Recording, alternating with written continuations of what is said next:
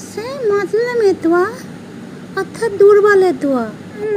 ইন্নাকা তাসমাউ কালামি কাতারা মাকানি তালা মুসরি ওয়া আলানিয়াতি আসআলুকা মাসআলাতান মিসকিন।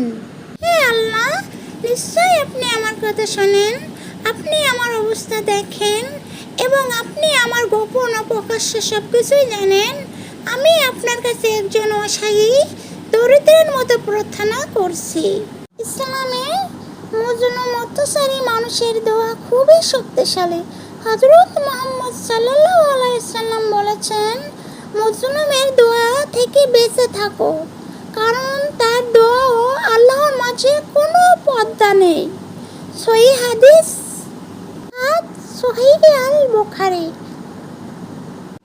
রাসূল সাল্লাল্লাহু আলাইহি সাল্লাম বলেছেন, মজলুমের দোয়া আল্লাহ অবশ্যই কবুল করেন। আমরা মানুষের প্রতি জুলুম করা থেকে দূরে থাকব, কারণ আল্লাহ রাব্বুল আলামিন মজলুমের দোয়ার সাথে সাথে কবুল করেন। আল্লাহ আর মজলুমের মধ্যে কোনো পর্দা নেই।